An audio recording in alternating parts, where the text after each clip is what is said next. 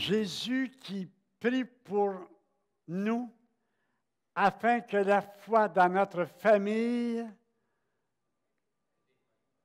ne défaille pas, afin que ma foi dans ma famille ne défaille pas. C'est sûr que quand je la regarde avec mes yeux, c'est un petit peu éprouvant. Quand je vois, par exemple, mon petit-fils qui a une paire de culottes avec un fond de culotte qui traîne à la hauteur des genoux. Ça, c'est le premier regard, mais ce n'est pas si fou. J'ai fait Compostelle et on m'a dit, là, on va le lendemain, la deuxième journée, là, on descend 200 km, 300 mètres, on descend 300 mètres, 19 d'inclinaison. Pour t'aider, plie un peu les genoux, descends le centre de gravité, ça va mieux descendre. Nos petits-enfants qui portent des fonds de culotte à la hauteur des genoux, ils baissent le centre de gravité, c'est très beau. Il fallait le savoir.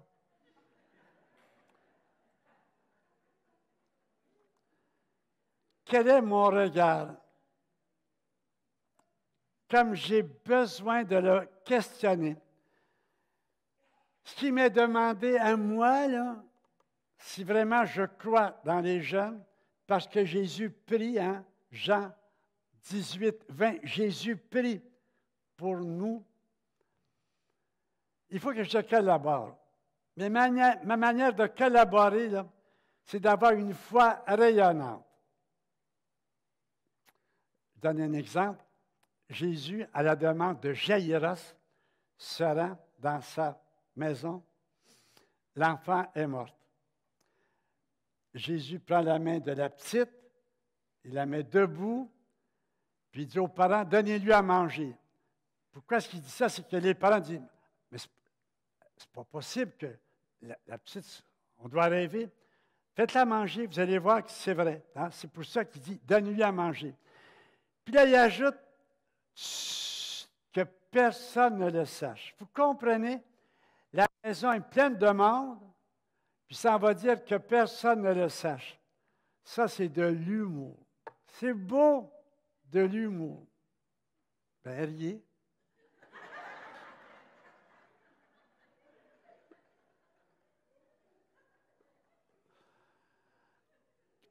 Comme les vieux à leur retraite, ils comptaient des histoires. Au lieu de tout les raconter, ils en perdaient des bouts, ils se sont mis à les numéroter.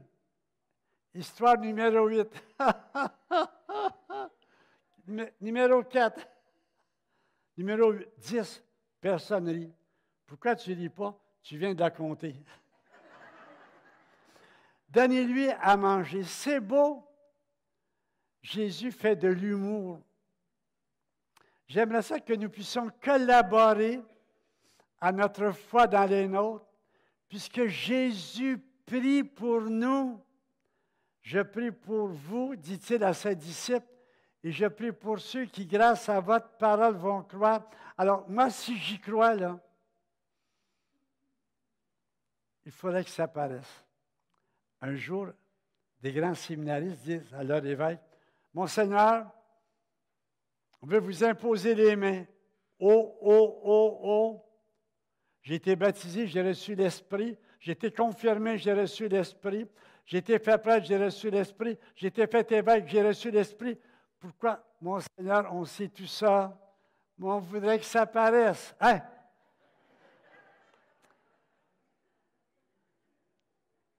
La belle-sœur qui n'a pas la foi, là, que les enfants ne prient jamais, ça ne la dérange pas du tout. Mais moi qui ai la foi, ça me dérange. Alors, voyez, ma foi m'inquiète, alors que ma belle-sœur, ça ne l'inquiète pas. Quand mes enfants, puis mes neveux, puis mes nièces me voient avec mon inquiétude, pour pas dire ma tristesse, puis ils voient la belle-sœur toute souriante, de quel côté vous voulez que ça penche?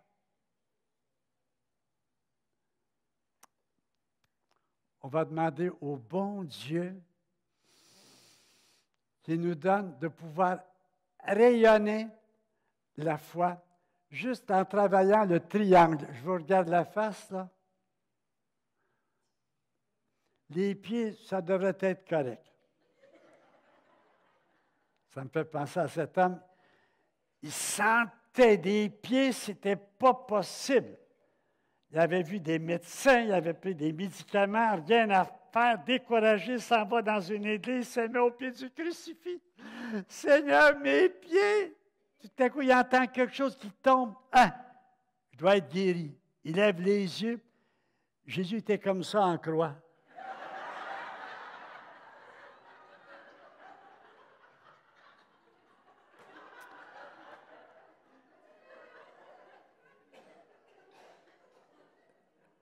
Toutes mes histoires sont authentiques. Hein?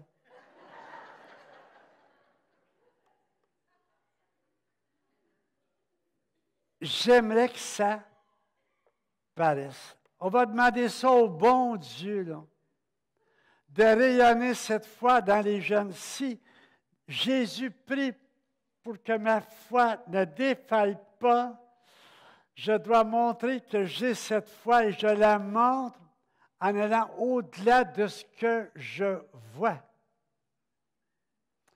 au-delà de ce que j'entends. Il y avait un couple qui, pour fêter son 50e anniversaire de mariage, décide de faire un tour d'hélicoptère à Montréal. On s'informe, 500 piastres. Hein? La femme dit, ça n'a pas de bon sens, on n'y va pas. Le vieux dit, ça fait juste 10 piastres par année de mariage, un engueulage. Le commandant écoute ça. Je fais une affaire avec vous. Si vous ne dites pas un mot le temps de la randonnée, c'est gratis. On est d'accord? On décolle. Au-dessus de Montréal, il fait des acrobaties aériennes incroyables. Pas un mot. Il atterrit. Madame, vous n'avez pas dit un mot, ça va être gratis. Mais elle dit, commandant, j'ai failli parler, hein? Quand mon mari est tombé en bas de l'hélicoptère. C'est assez retenu. Il y a moyen de se retenir.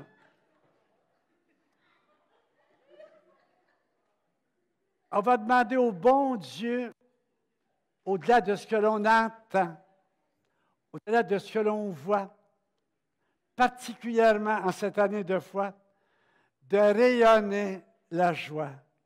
Je trouve ça tellement beau, non? De faire confiance, là. Même si ce que je vois ou ce que j'entends, il y était deux vieux garçons qui se berçaient sur la galerie. Un était aveugle, mais il avait une oreille. L'autre était sourd, il ne voyait pas. Celui qui avait des bons yeux, il dit, « Je vois deux mouches sur le clocher de l'église de l'autre côté de la rivière. » Son frère aveugle, mais qui n'était pas sourd, « Ah, il dit, c'est ça le bruit que j'entendais, là. » J'aimerais ça que la foi affine mon regard, affine mon oreille, puis me donne de voir comme lui voit. Autrement, oublions ça. Moi, je pense que nos enfants vont prendre le meilleur de nos valeurs. Psaume 45 à la fin, tes fils vont prendre ta place. Moi, je suis certain que nos enfants vont prendre le meilleur de nos valeurs. Parce que Jésus prie pour eux. Parce que les grands-parents prient pour eux. Et moi, parce que je rayonne la joie. Ce ne sera pas évidemment des gens qui vont remplir les églises. Puis après, François nous dit, sortons. Si les enfants ne rentrent pas, ils sont déjà rendus là où François les convie, dans la rue. Ça me fait penser à ce gars qui se confesse. Il dit, Père, ça fait 12 mois que je ne suis pas là à confesse. C'est dans le temps. Ah, il dit, je ne suis pas sorteux. Puis je l'entendais se confesser. J'ai dit, vous êtes plus sorteux que vous pensez. François nous dit, sortons pour rayonner la foi. Alors, nos enfants vont prendre le meilleur de nos valeurs, mais pas nécessairement dans la place de banc, mais autrement. Qu'importe, pourvu qu'il recueille dans mon héritage ce qu'il y a de plus beau, ce qu'il y a de plus merveilleux. Parfois, nous sommes inquiets. Moi, je suis persuadé, là, je vous le dis, là, en ouvrant l'Écriture sainte, là, je vous l'ai dit, sans broncher, vos enfants vont prendre le meilleur de vos valeurs. Parce que vos enfants, ce sont ses enfants. Ils sont venus à travers vous, mais ils ne sont pas venus de vous. Et parce que ce sont ses enfants, il va en prendre soin. Et toi, tu n'as pas à y offrir tes enfants. Ce sont ses enfants. Alors tu ne dis pas, Seigneur, viens à mon aide, c'est je viens à ton aide. Ce sont tes enfants. Vous m'écoutez toujours? Frères et sœurs, en pensant à vos enfants, rayonnez-moi ça. Je vous ai donné le passeport dans mon cœur pour que vous viviez selon ma loi d'amour. Il vous a montré le chemin de la vie pour que vous soyez conduits de mon esprit. Je mets dans vos cœurs mon esprit de feu pour que l'on voit que vous êtes bien heureux. De par notre baptême, nous sommes tous appelés à proclamer à temps et à contre-temps que Jésus est Christ et Seigneur. C'est pourquoi Foi et Télévision chrétienne vous invite à faire parvenir votre don à l'adresse indiquée à l'écran. Nous vous remercions de votre grande générosité et de vos prières.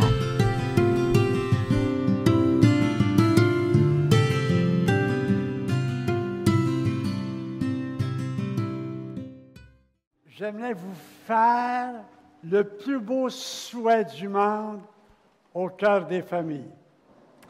C'est dans Romains 15. Que le Dieu de l'espérance vous comble de joie et de paix dans la foi. Que le Dieu de l'espérance vous comble de joie et de paix dans la foi, afin que vous débordiez d'espérance par la puissance de l'Esprit Saint. Que le Dieu de l'espérance vous comble de joie et de paix. Et l'espérance, ce n'est pas ce que je vois Paul nous dit. Voir ce qu'on espère, ce n'est pas espérer. Comme en ce moment, là, vous ne pouvez pas espérer voir le plus beau prêtre de la salle. N'est-ce pas? Il est devant vous. Voir ce que j'espère, ce n'est pas espérer. Mais espérer, c'est attendre avec persévérance. Alors, que le Dieu de l'espérance, là, votre famille, vous la voyez en morceaux. Enfin, souvent, quant à la foi, là. Ce que vous voyez, c'est une espèce d'ignorance incroyable. Comme la grand-maman qui veut faire réciter la leçon de catéchèse à sa petite Marie-Josée. Marie-Josée, 8 ans. Il y a combien de sacrements? Maman, grand-maman, il y en a combien? Il n'y en a plus. Comment? Il y a un mois, tu devrais le savoir, le curé a donné à la grand-mère de mon ami les derniers sacrements. Ouf! On n'est pas dans le doctorat, hein? Que le Dieu de l'espérance, ce qu'on voit là, ce n'est pas espérer, c'est attendre avec persévérance. Que le Dieu de l'espérance, alors, vous comble de joie et de paix. Et l'espérance est une vertu curieuse. Elle me donne de croire ce que je ne vois pas, ce que je n'entends pas, ce que je ne touche pas. Que le Dieu de l'espérance vous comble de joie et de paix, mais dans la foi. Et que j'aimerais que nous retournassions chez nous, là, avec ce rayonnement, là, une joie qui n'est pas de nous. C'est un don de l'Esprit Saint. Et ça ne coûte rien à la paroisse Saint-Gabriel. Bon, c'est gratis. On va lui demander, Seigneur, là, comment vais-je dire la foi? Hein? Je prie pour ceux qui, grâce à votre parole, vont croire. Et ma parole, souvent, c'est rien dire, mais rayonner. Et que j'aimerais qu'en retournant chez toi ce soir, là, ton mari, en te voyant dans la joie, te dise, « Curieux, as-tu fumé du pot? » Tu diras oui. Le Dieu de l'espérance. Réjouissez-vous dans le Seigneur. Je le répète. Réjouissez-vous dans le Seigneur. Philippiens 4. Réjouissez-vous. Frères et sœurs bien-aimés, ça va être un doux miracle à demander au Seigneur qu'il nous change la face pour qu'on puisse faire des farces.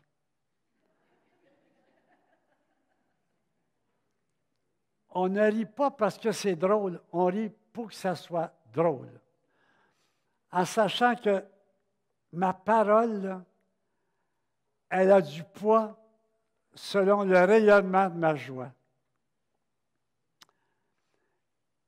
Et je termine par une prière.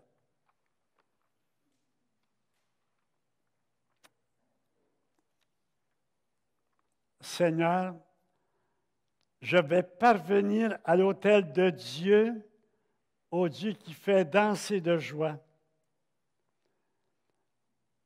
Mais je ne vais pas parvenir seul à l'autel du Dieu qui fait danser de joie. Je vais y parvenir avec les miens et de savoir qu'un jour, on sera tous et tout ensemble à la table de Dieu, à l'autel de Dieu, dansant de joie. Et je sais que je suis doué pour le ciel si je suis capable de danser de joie. Et si vous n'êtes pas capable de danser de joie, je vous dis en toute simplicité, allez chez le diable. Tout le monde me suit?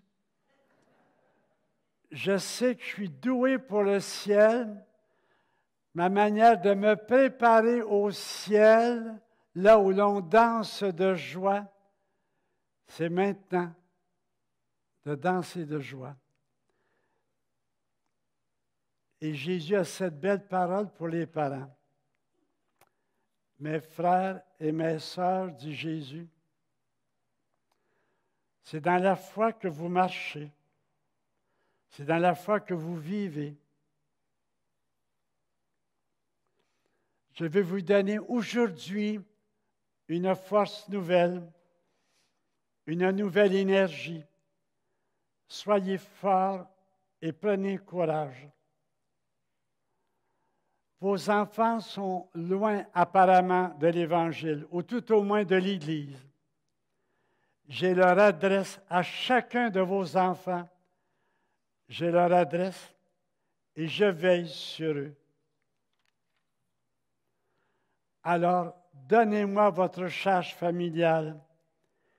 Elle est trop lourde pour vous, pour votre épaule. Donnez-moi cette charge, je la veux, je la prends. Vous êtes comme un peu usé, je vous recrée. Vous connaissez une grande fatigue, je vous renouvelle. Marchez donc dans les pas qui restent, et ils sont nombreux.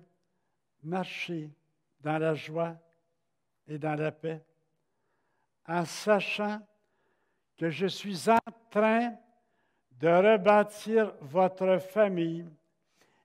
Elle est comme en pièces détachées.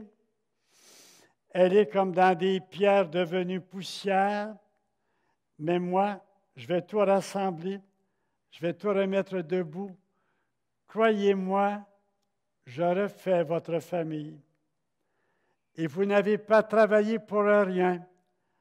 À mon heure, je vais tout consolider, l'œuvre de vos mains, mais dans la douceur.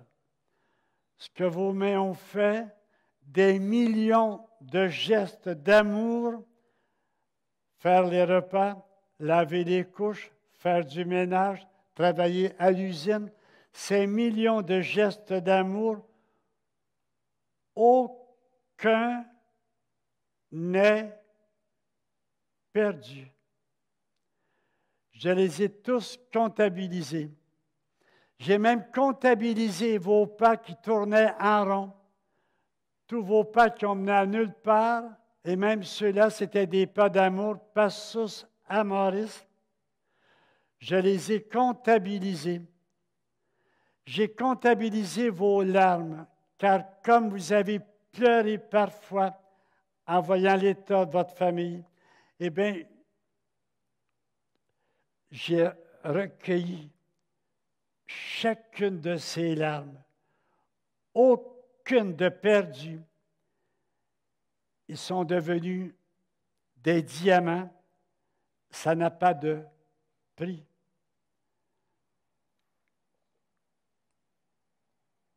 Mes frères et mes sœurs bien-aimés, vous prenez bien soin des vôtres. Cessez de vous culpabiliser. Vous avez fait des bêtises dans votre vie, mais aucune n'a été faite exprès. Pourquoi vous culpabilisez? Vous vous jugez?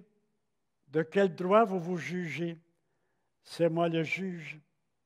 Allons, à votre âge, là où vous êtes rendu, à cause de ce que vous voyez, à cause de ce que vous entendez, parce que vous avez les mains vides, et vous allez de sentir une immense lassitude. Eh bien, moi, Dieu, j'ai décidé que vous étiez pour être fort. Telle est ma décision, telle est ma volonté, que vous soyez forts. Allons, courage et patience. Amen.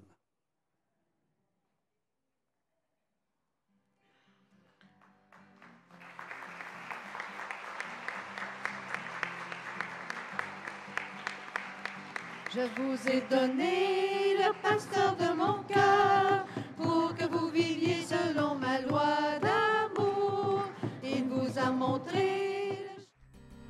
Cette émission a été rendue possible grâce aux partenaires et amis de Foi et Télévision chrétienne.